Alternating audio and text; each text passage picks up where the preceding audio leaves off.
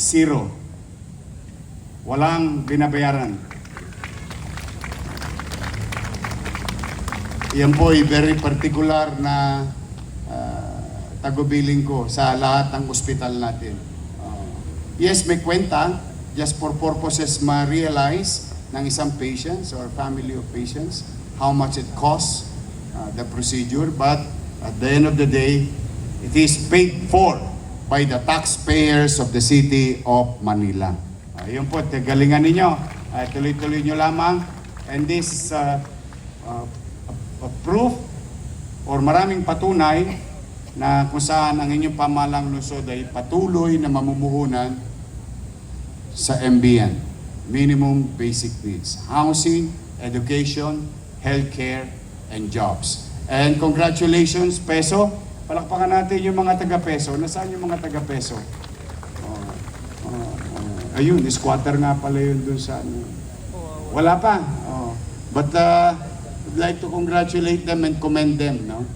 Providing opportunity during June 10, yung ating job fair. Napakaraming natanggap na trabaho.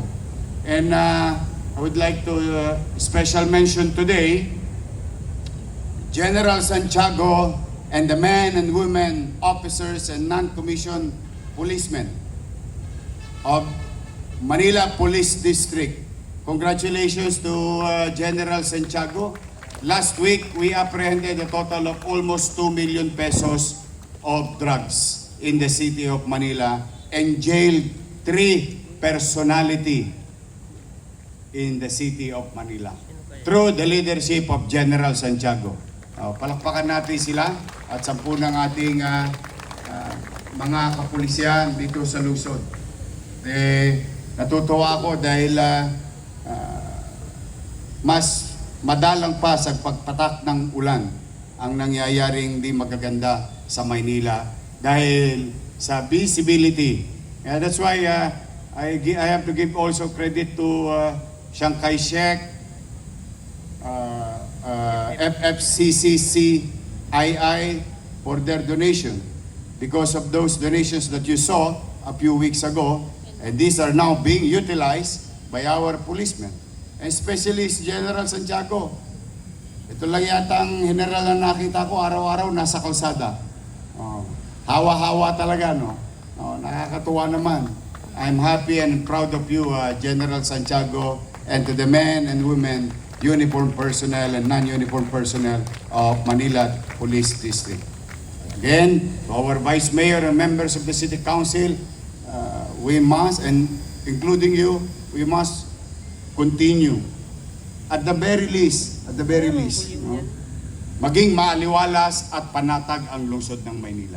Di baling ito'y luma, ngunit hitik naman ito sa kasaysayan at istorya. Sa bawat lingon mo sa mansulok ng Maynila, laging may istoryang dala sa buhay ng bawat Manileño at mga Pilipinong dumadako or what you call goes in and out of the city daily. So, the least thing that we can offer to our people, on top of the basic policy of the city and program of governance addressing MBN, is maging maliwalas, maging panatag ang pamumuhay sa lungsod. At mapagtatagumpayan natin ang kapanatagan kung ang lahat ng chairman, XO, tanod, barangay officials, which is amounting to 30,000 of them all over the city, and all the Manila Police District and other enforcing agency, kapag nagtulong-tulong, acting in synchrony, I think makakamit natin yung kapanatagang gusto nating ialay sa ating mamamayan. Kaya po sa inyong lahat, ay masaya ako, lumililim na, no? Nababawasan na ang init, at sana maging maliwalas itong linggong ito sa ating bansa. Magkaroon na tayo ng magandang makikita, and we must continue to hope and wish that good things will come to us for our people. And I'd like to take this opportunity, pagpapasensya ninyo ko, paulit-ulit kong ipaalala sa inyo tuwing Lunes.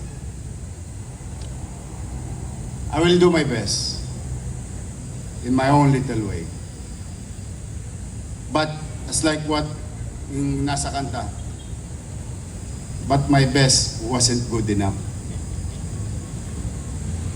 With your help, ulitin ko I will do my best. Talaga, sukdo lang talupang ko ang lupa. Mairaos, maitawid lang ang mga kababayan natin.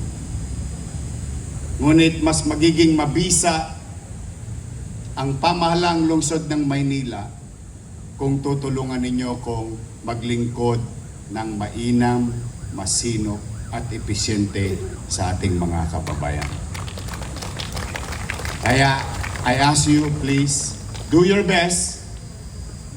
Let's do our best in our respective field of undertakings. Sa kanya-kanya nating tinatahak na responsibilidad. And let God do the rest. Sabi nga. So, mag-wish ako ngayong Lunes. Sana malusog kayo. At si Jess, ihanap nyo na ng girlfriend. Yes! May kachat ka na. Bah, improving. Inaabangan namin lahat. Baka kala mo. May kinasal ako nung isang araw, 100. Gusto ko ikaw naman na makita kung isasakal ko. Ay, ikakasal ko. So mag-iingat kayo. Ang wish ko, maging malusog kayong lahat. At mapagtagumpayan ninyo ang mga pagsubok na kinakarap nyong personal, sa tahanan, sa trabaho, at sa buhay. Maraming salamat, pagpalain nawa kayo ng buong may kapal. Manila! God first! God first. Thank you.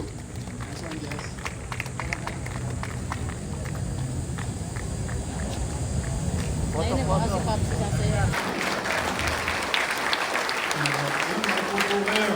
Thank you, Vice Mayor Chi Atiesa, sa ating Congressman Erwin Cheng ng 5th District, at ang Congressman natin sa 1st District, Ernix Junicio, mga konsihal na nandito, at pinamumunuan ni Madjo Monyo Pangko, at ang ating Presidente ng Liga, Konsihal Erica Platon, at 10 ng kanyang mga board member. Palakpakan natin ang Liga.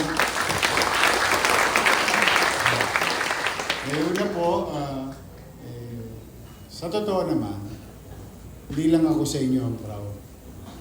Sa 896 barangay, proud na proud ako sa inyo. Kasi the reports, you cannot lie with results. Results matter at the end of the day. No? Nung kayo, actually kami ni Cesar Chavez yun. Sabi ko, Sir, nangadugyot ulit ang Maynila, sasaglit lang tayo na wala. Marami tayong babawiin na kalsada upang maging maliwalas. Plus wala pa tayong pera. Ano ba ang tingin mo kung pakikiusapan ko yung mga barangay na makiisa sa paglilinis ng kanilang kanya-kanyang eskinita, kalsada, avenida, at boulevard. Kasi may mga barangay, iskinita lang ang sakop. May mga barangay, yung buong boulevard, sakop niya. Sabi ko, medyo mabigat. Sabi niya, pwede naman. Kaya ako proud sa inyong lahat. Kasi every Saturday, it became a habit, kasama ang inyong mga kagawad, sekretary, SK, EXO, Tanod, na tumugon sa aming panawagan. Kaya on behalf of the people of Manila, maraming salamat sa inyong lahat sa barangay. Kami naman, Director Laris Bormeo, may hinanda kami para sa inyo, sa mga tumugon sa paglilinis natin, lingguhang paglilinis. Alam niyo kung minsan-minsan, siyempre sa umpisa, nakaka-10 kilo ka, 15 kilong basura. Pero kalauna, parang pa isa-1 kilo na lang. Pagka ang problema natin, gumagaang yung mga unnecessary structure o mga basura-basura sa ating barangay, ibig sabihin, bumubuti at nagiging maliwalas ang inyong nasasakupang barangay. Alam niyo, Maynila, luma. Sa ibang pagkakataon, sa ibang uri ng pananaw, masyadong luma ang Maynila. Pero that kind of old and rustic Manila has a lot of story to tell and history behind. Yun naman ang advantage natin. They may have all the modern buildings in this world, but there is no soul on it. Unlike in Manila, konting kembot mo lang, paglingon mo, uy, bahay ni ganito yan. Is maging maaliwalas at panatag ang pamumuhay. Masaya na akong ganyan ng Maynila at unti-unti naman, because we've been liberalizing some rules under this administration with regard to inviting investors, whether banyaga or domestic. Welcome lagi sila sa Manila. At the same manner, I don't allow abuse, lalo na sa banyaga. Ibig sabihin, welcome sila maghanap buhay dito, pero kailangan itrato nilang Pilipino, yung kapwa nating Pilipino, at bilang tao. Hindi naman po pwede na dahil kung sila welcome na welcome, mga abuso na sila. They have to do what Pilipino, kung ano yung kagawulian natin, paggalang at pagmamahal sa kapwa, respeto sa ating mga manggagawa. But, having said that, magkikita-kita naman tayo sa 24, ilalahad namin sa inyo. Saan na nga ba napunta yung effort nyo? Yung effort nating lahat. Yung effort ng mga konsyal na ito. Saan na napunta? Anong tinunguhan? Ayan naman ay bagay na obligasyon kung iulat sa taong bayan sa June 24, sa araw ng Maynila. Kumain na ba kayo? Mag-alala, lilipas din yan. Imbitado ko kayo sa piyesta ng Maynila. Ito ang araw ng Maynila na ito, ipararamdam natin na ang araw ng pagkakatatag ng pamahalang lungsod ng Maynila, ang mangingibabaw at ang magse-celebrate, hindi na lang opisyal ng Maynila. Kung hindi, mamamayan ng lungsod ng Maynila makikipiyesta.